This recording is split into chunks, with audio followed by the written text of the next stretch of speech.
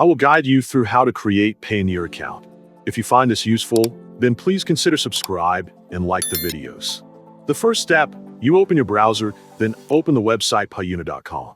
After you open the Payoneer website, go to the register button that are located on the top right on the screen.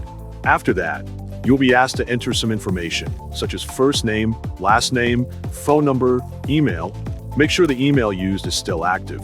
Also enter your business name, website if you have one, and your country. You will also be asked to tell us about your business, including your employees, international entities, and how you accept cross-border payments. Next, you will be asked whether your business is registered or not. You will also be asked to enter your date of birth. After that, you will be asked to enter your address, phone number, and a verification code to ensure that the number is yours. Then, you will be asked to enter a password. Make sure your password is strong to be more secure.